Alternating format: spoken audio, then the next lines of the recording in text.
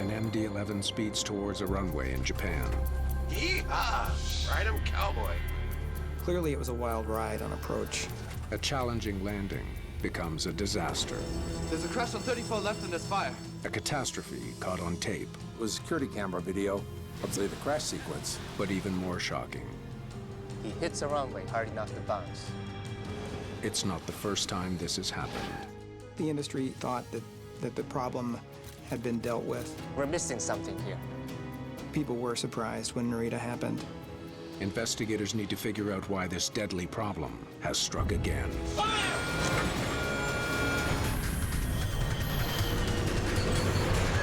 Mayday.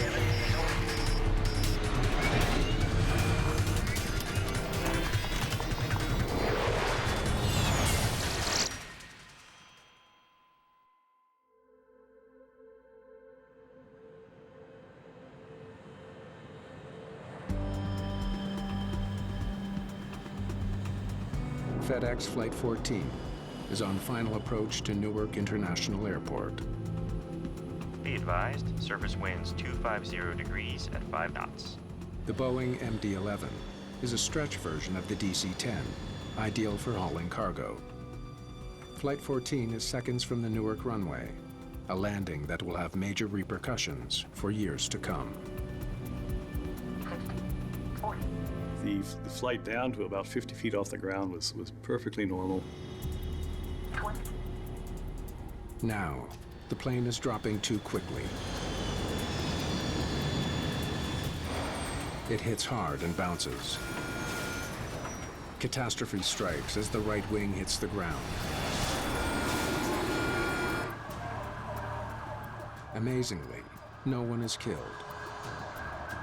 We were elated very early on to find out that the people on board the aircraft escaped with very, very minor injuries. A violent crash at one of the busiest airports in the United States could easily have led to a fatal tragedy. It demands a full investigation. The NTSB's Bob Benson leads the team. A design quirk of the MD-11 immediately grabs his attention. To save on fuel, engineers gave the jet an unusually small tail that reduces drag. During the investigation, it became apparent to us that the MD-11 had design features, if you will, that made it somewhat more difficult to land. The plane's small tail surface makes the MD-11 tend to pitch up. The solution is to fly faster to increase airflow over the tail. The MD-11 lands faster than any other airliner on Earth. To lift the tail and push the nose down, it needs to come in at more than 280 kilometers an hour. Only a fighter jet hits the ground faster. On short final, at high approach speeds, vents are somewhat compressed, so good reaction time, good reflexes are important. Benson eventually concludes that pilot error is to blame for the fiery crash at Newark. The wings were rocking a little bit more than they should have, and he bounced the first landing. The pilots then pushed the nose down, making the second impact even worse. This was a very, very hard touchdown the second time around, destroying the landing gear on that side of the aircraft. So it was a very quick combination of minor errors that kind of snowballed into an accident. In his final report on the crash at Newark, Benson calls for better pilot training. The result, an improved technique for recovering from bounced landings. MD-11 pilots learn how to use their throttles to bring the plane back to the ground gently. Add a little power to maintain a landing attitude and add a little bit of power and then just gently let the thing come back down to the runway. The airline industry moves on from the Newark crash, confident that an important lesson has been learned.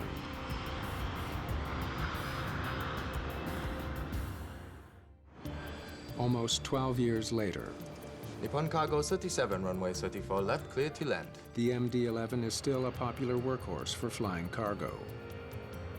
FedEx relies on the plane to haul millions of tons of freight in and out of crucial hubs like Tokyo's Narita Airport, one of the busiest airports in the world. 大変申し訳ございません。今しばらくお待ちくださいませ。 Flying cargo went from being kind of on the lower rungs of the aviation professional ladder, if you will, to being at the top because it was dependable, it was good, it paid the same, plus the other benefits of, while there's pressure always to be as efficient as possible, the freight seldom complains itself.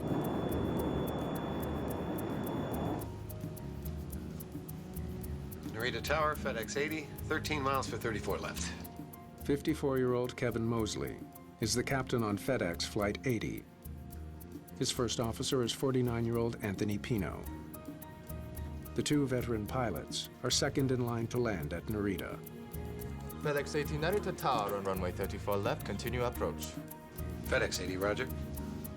Within that last 200 miles or so before you're going to land, a pilot would start thinking about what the conditions are, recheck the weather, start paying attention to what was happening to other traffic. After an overnight flight from Guangzhou, China, the crew was less than 10 minutes from touching down on Narita's main runway. Today, First Officer Pino is flying the plane, while the captain monitors the instruments. All right, let's begin the before landing checklist. Got it. Landing lights on.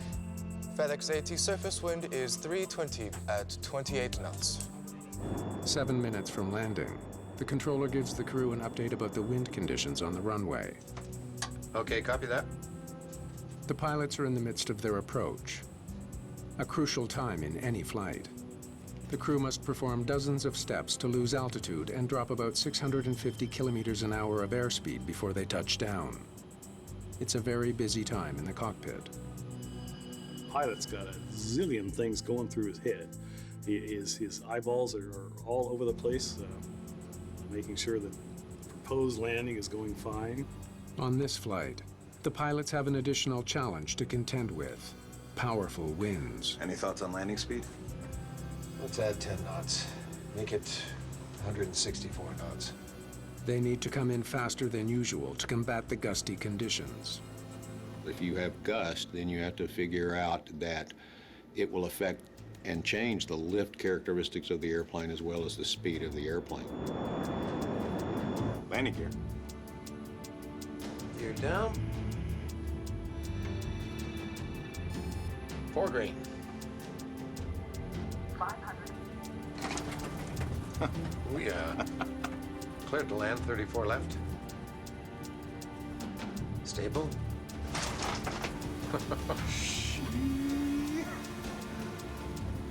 You're really working, if you're the pilot flying, on a really gusty, windy day. The plane is dropping 13 feet per second. It will be on the ground in less than 5 seconds.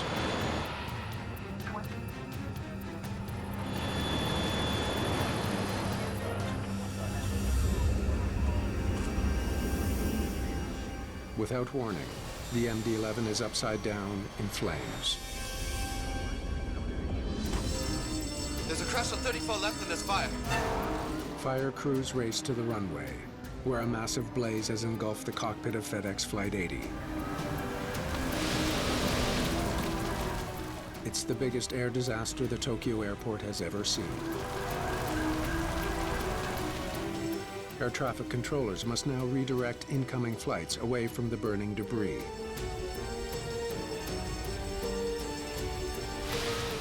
It takes almost half an hour for the firefighters to douse the flames surrounding the cockpit. By the time rescuers get inside, it's too late for the pilots.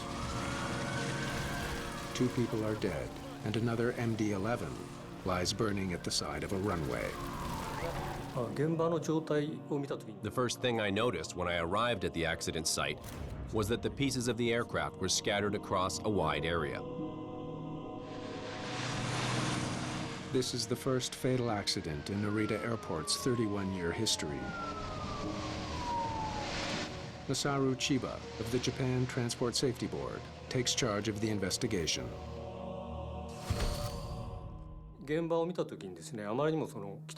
When we saw the accident site, more than half the aircraft had been completely burned. So I was at a loss at first to decide where we should start the investigation. The aviation world needs to know why this MD-11 landing went so wrong. Have the lessons from Newark been forgotten? Or is this an entirely new problem?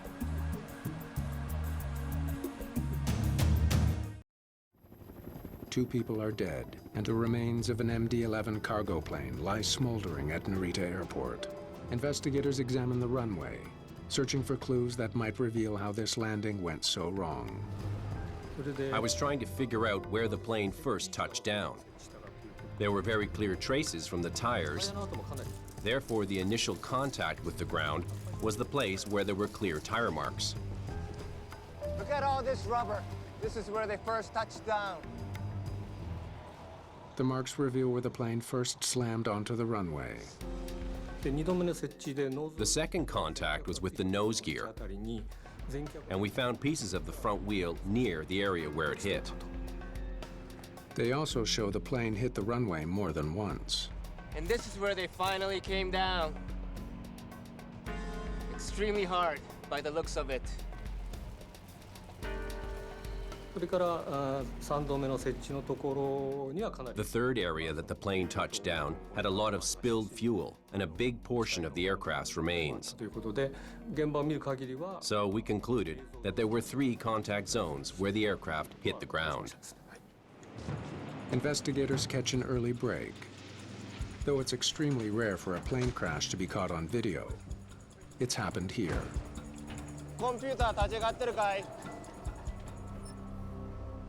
An airport surveillance camera confirms Chiba's theory about the violent landing.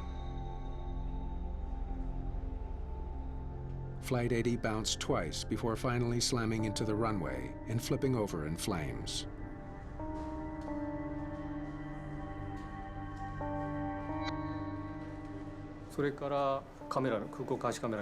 I also saw the pictures from the surveillance cameras. I was convinced that the aircraft hit 3 times. I've never seen such a terrible accident before. The similarities between this accident and the crash of Flight 14 in Newark are very disturbing. Investigators face immediate pressure to figure out exactly who or what is to blame this time. It had been 10 years since the last accident involving an MD-11, and when Narita occurred, it was clear that the problem of these types of MD-11 accidents had not been solved. Investigators interview the tower controllers to learn more about the moments leading up to the crash. They hear that pilots landing ahead of Flight 80 reported very turbulent conditions on approach to the runway. The tower, be advised, we hit some wind shear on final just below 2,000. The accident happened right after a cold front had passed, so it was very windy. The pilot of the previous flight actually reported they experienced wind shear during their flight. Wind shear is the term pilots use to describe dangerously shifting winds. That's a really rapid change in direction or velocity of wind, and it can really affect the flying characteristics of the airplane. Strong wind shear can push a plane violently up or down, causing it to lose lift. Near a runway, it can be fatal. In 1985, Delta Airlines Flight 191 hit wind shear while landing at Dallas-Fort Worth Airport. 137 people were killed in the crash.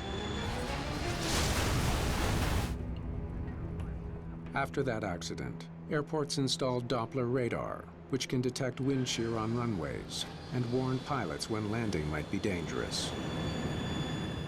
Controllers at Narita were relying on that technology as FedEx Flight 80 came in for its landing. Runway 34 left, wind shear on final. It's gonna be a bumpy one. All over it. The controller tells investigators he warned the FedEx crew to be on guard for wind shear.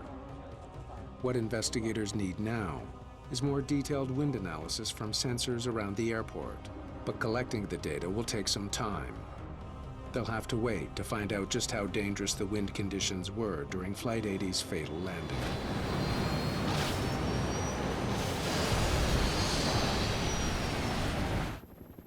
Meanwhile, a recovery team has made a major breakthrough. They've pulled the black boxes from the scorched wreckage. The data on the recorders could explain what happened in the last few moments of the MD-11 landing, unless that data has been destroyed by fire. These are a lot more damaged than I thought they'd be. I hope they can get something out of these. It was heavily damaged. It was exposed to extremely high heat. Let's get them packing.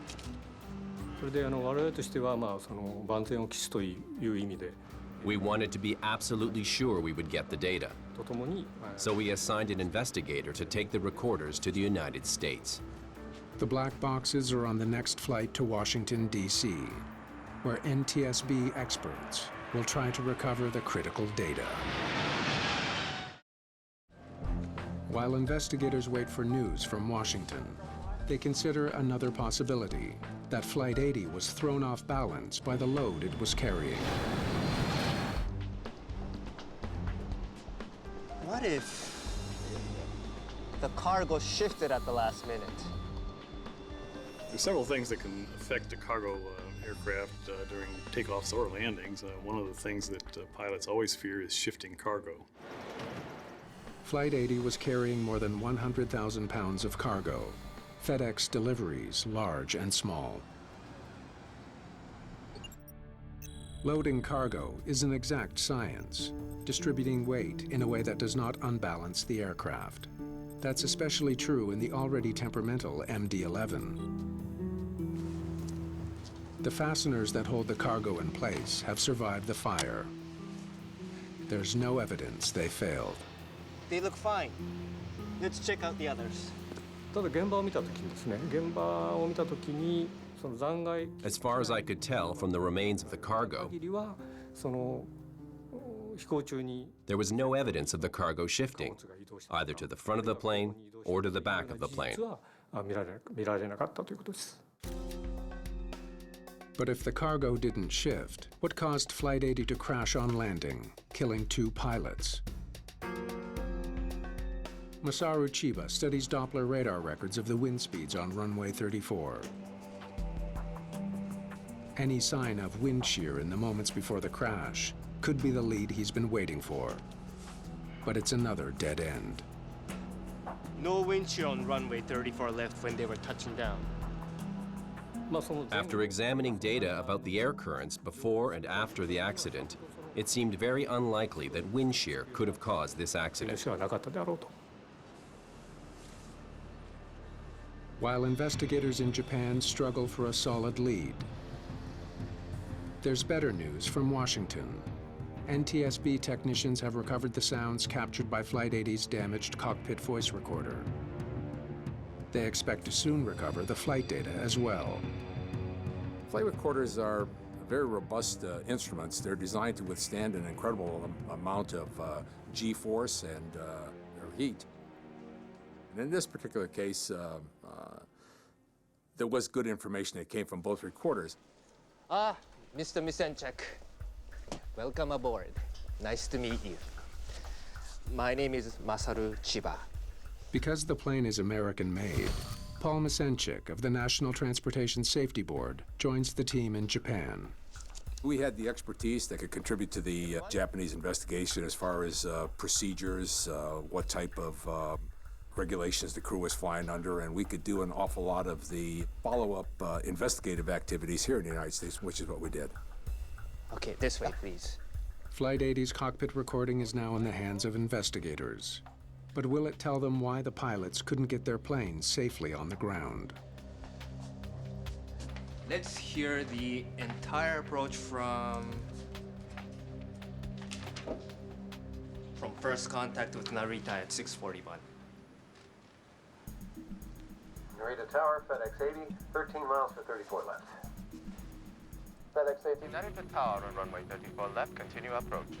FedEx 80, roger. All right, let's begin the before landing checklist. Got it. So far, so good. The approach to Narita is textbook. Landing gear. Gear down.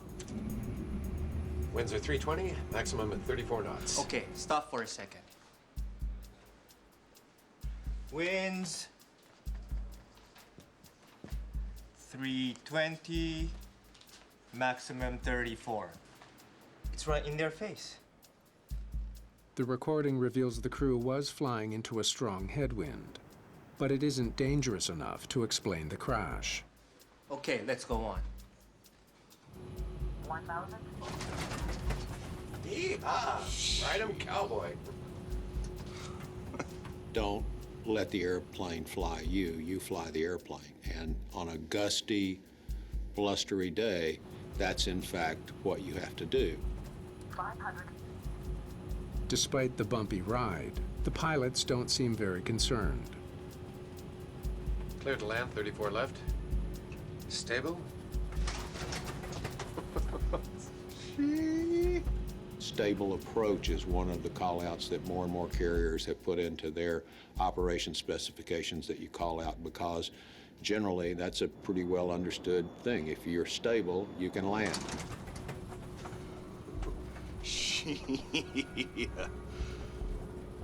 1 minute from the runway, and they're joking. Seems like there's nothing wrong. From the recording, we can tell that they were really relaxed and teasing each other. I think what happened was that the air currents were so rough that it felt like they were in a rodeo, riding an untamed horse like cowboys. Then, an automated voice from the altimeter gives investigators an important clue. 50, 40, 30, 20, 10.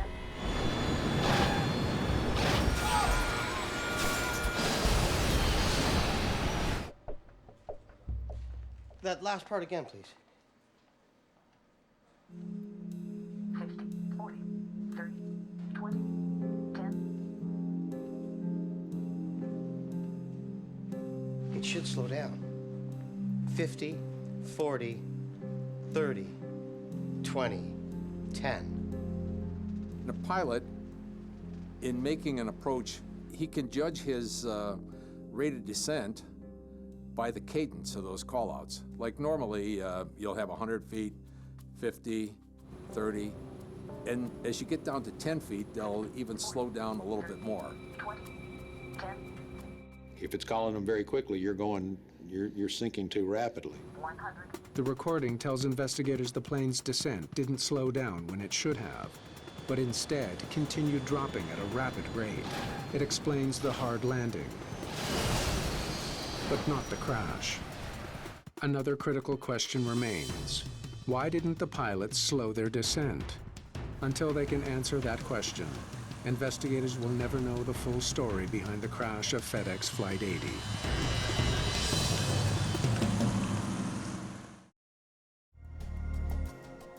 While they prepare the FedEx 80 flight data for analysis, investigators in Tokyo follow a new lead. Let's see what these can tell us. A second security camera captured a series of photographs during the deadly touchdown. The camera was set to record 4 images per second. With luck, one of them might reveal why the landing went so wrong. When we looked at the photographs, we could tell very clearly how the aircraft came into the runway. The surveillance photos were more helpful and accurate than interviewing hundreds of witnesses. 30 feet off the ground. Looks like he's straight and level. Stable. Stable. 20 feet. And still stable. You want the airplane pointed down the runway when you touch down, and you want the wings as level as you can have them. That's what you're looking to accomplish. Everything looks fine. But in a split second, he hits a runway hard enough to bounce. The photos capture in detail what happened on runway 34 left, but shed little light on why it happened. We're missing something here. They turn to the information from the flight data recorder. All right, what does the data tell us? They hope it will reveal what the pilots did during the final moments of the landing. 40 feet, 30 feet. Strange. It's practically level. He should be nose up here. 30 feet from the ground, the pilot should pull the nose up a few degrees to slow the descent and help the plane float to the ground. It's called flaring the plane. Starting to pull back on the control column to start to flare the airplane, to start to arrest its descent so that you have one continual motion of power coming off of the airplane.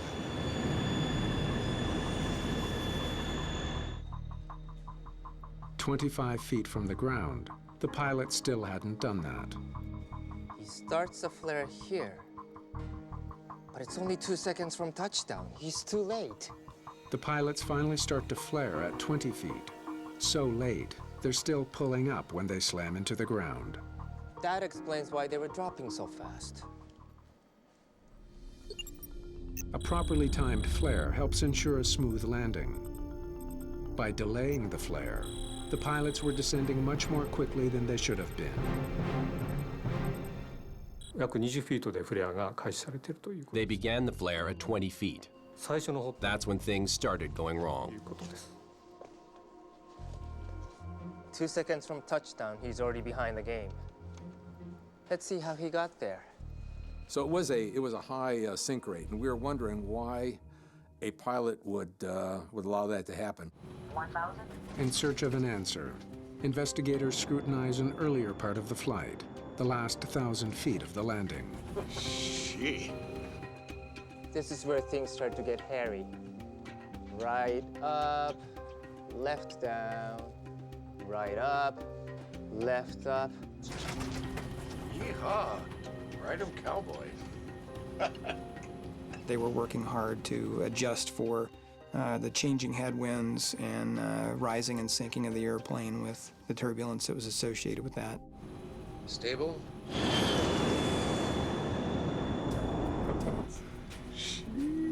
If you have a really strong headwind on the airplane, blowing right down the runway toward the airplane, and that wind suddenly diminishes greatly, the airplane has a tendency to feel like it's falling out from under you. It's lost some of that airflow that's going over the wing. The MD-11 is heading for the runway at more than 300 kilometers an hour and dropping at 13 feet per second. Pino has his hands full trying to keep his plane properly positioned for landing. 100.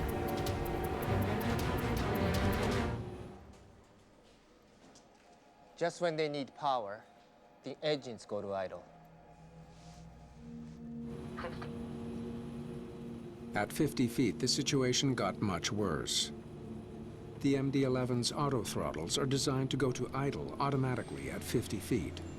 The system works well on calm days, but this time the decrease in power makes the plane drop even faster. When they had a high sink rate, they needed power right at 50 feet, and they didn't apply it. Because of the powerful winds, Pino should have added more thrust to keep the landing on track. 30. Pino reacts less than a second too late. 20. He pulls the nose up to begin his flare, but the plane is falling too fast. In windy, gusty conditions, it's incumbent on the pilot to guard his throttles and to override the auto throttles to make sure that he has the adequate power component to control his rate of descent to the runway. Just like in the Newark accident, Flight 80 hits the runway while dropping twice as fast as recommended. They both botched the flare. They both hit hard. Tsugi. If a pilot is late with his flare, just like Isaac Newton says, every reaction is a reaction. You're going to hit the runway and you're going to bounce back off the runway. This is what's happening in several of these MD-11s where the one wing would shear off and the other wing would fly up over the top and turn the airplane inverted. Investigators in Japan learned that both Mosley and Pino received the bounce recovery training that Benson recommended after the Newark accident. Looks like they had the proper training. So, how did they get the landing so wrong? The fatal descent onto runway 34 left remains a mystery.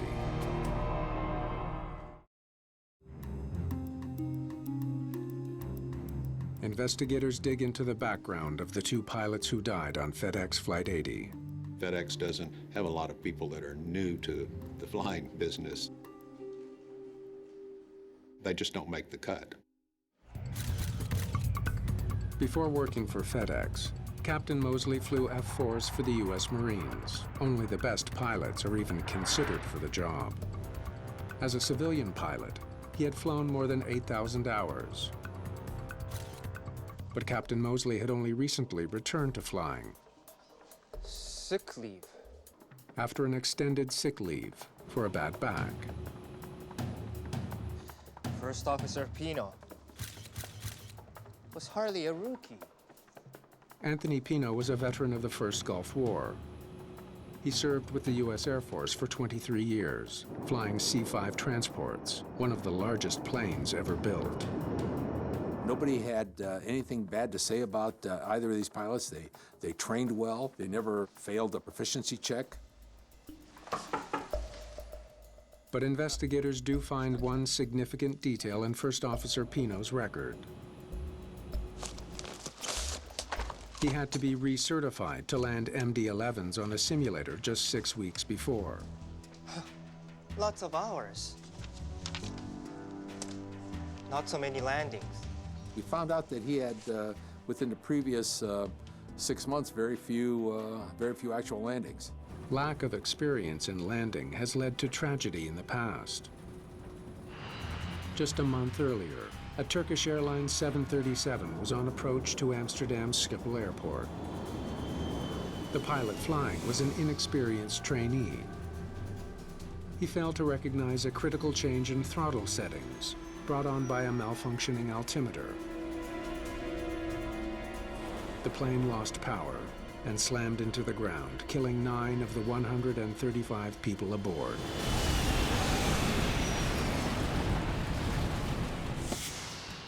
At FedEx, Pino usually flew as the relief pilot, taking the controls only in the middle of long-haul flights. It's a role that calls for very few landings. The pilot who was flying this airplane only had about 73 landings in the last 2.5 years, which averages out to about 2.5 landings a month. 2.5 landings a month. That's not a lot of landing practice. The first bounce throws a plane back in the air. He gets 10 feet off the ground and brings his nose down. He hits the ground for the second time here. He continues to push his controls forward, pushing down the nose. He's making things worse here. Second bounce sends them 16 feet back in the air. And the third touchdown is lethal. Fire!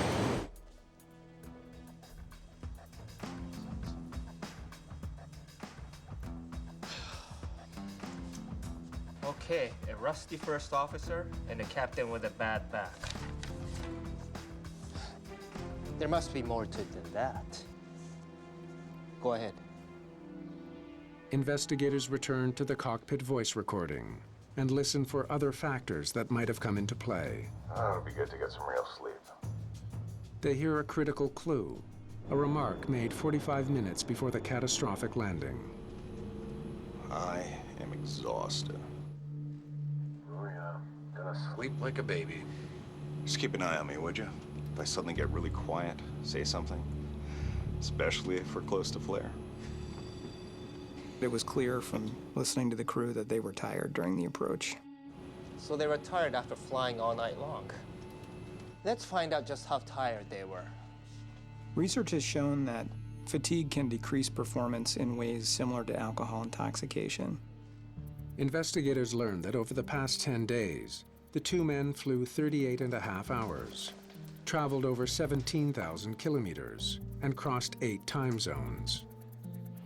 Their week starts in Anchorage, a flight to Narita, then from Tokyo to Guangzhou, China, to Malaysia, then to the Philippines, back to Guangzhou, and the final leg, an overnight flight back to Narita.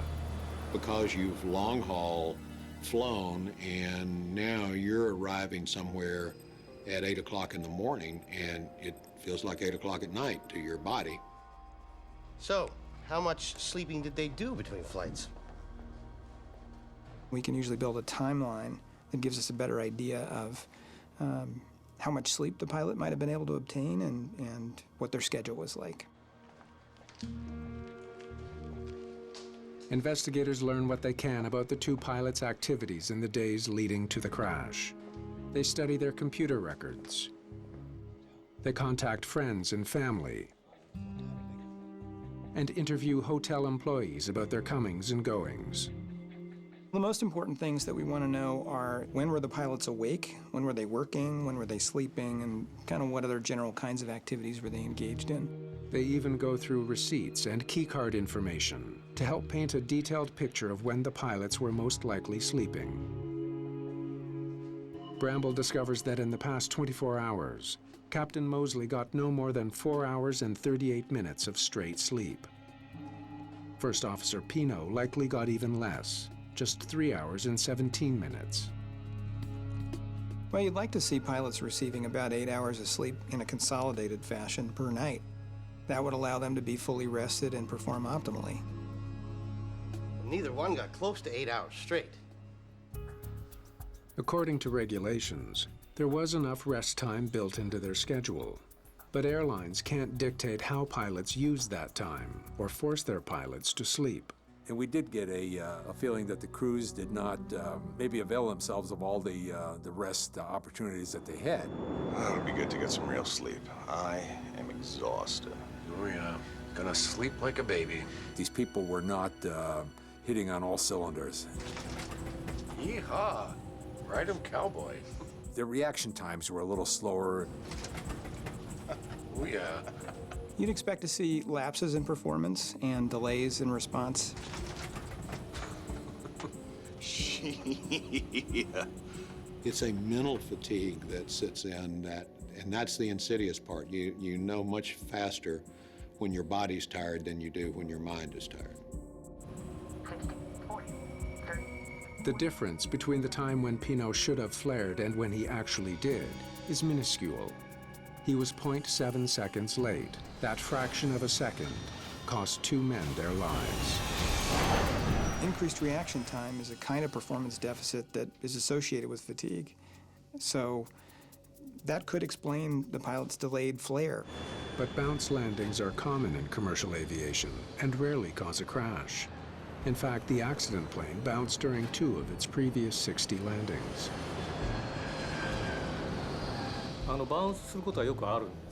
Bouncing an aircraft is something that often happens. Bouncing is not rare, but even so, it doesn't usually cause a fiery crash. So what made this bounced landing so deadly? Though it looks like fatigue could well have been a factor, investigators suspect there's more to the story.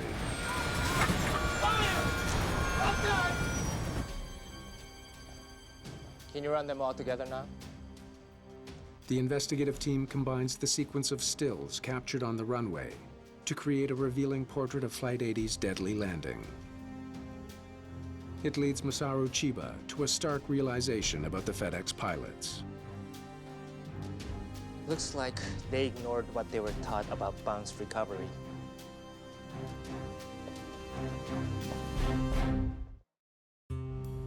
In an MD-11 flight simulator, a senior FedEx pilot demonstrates the standard procedure for recovering from a bounce. Establish a 7.5-degree nose-up attitude and increase thrust. Are we ready? I think most pilots at that level are skilled enough to effectively handle the bounce.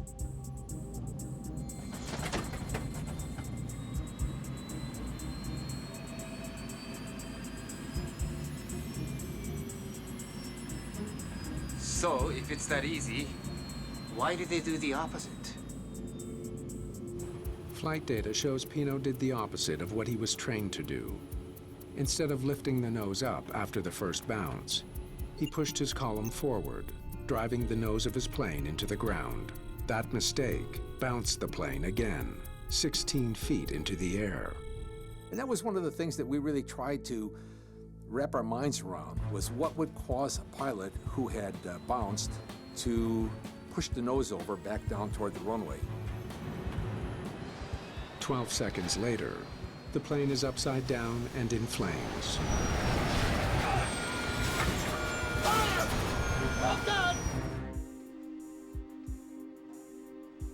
The MD-11 is a stretch version of the DC-10. Investigators wonder if the extra length could have been a factor in the crash. I wonder what the pilots could see from that cockpit. Investigators ask Boeing to create a simulation of what the pilots would have seen from the cockpit. Here's where they flare. They go back in the air right here. As the main landing gear bounces upward, the plane pivots, so the nose doesn't actually go up at all. For the pilots in the cockpit, it's a visual deception. They had no idea they had bounced. Here's where they see the runway again. But it's too late. You've got a longer amount of airplane in front of the wheels, so you can get a false sense of where you are in relationship to the ground, because these jet aircraft land with the nose up. The discovery helps explain why Pino pushed his column forward. He likely believed his main landing gear was on the ground. You want to get that nose down as quickly as you can, because you want that airplane firmly planted on the ground. This approach went very quickly from what was a challenging but relatively normal approach to a disastrous situation in a very short span of time. There's really not one golden nugget that said, aha, this is what caused the accident. In most cases, it's a cumulative effect of a number of factors. Investigators now believe that a pilot suffering from fatigue and battling strong winds flared his plane a split second too late, bringing him to the runway too fast.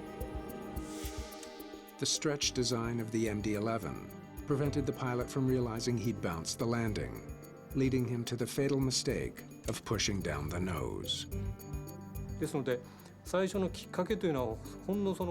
accident began with a very small error. The response to that led to another error, and the response to that worsened the situation. It was a snowball effect.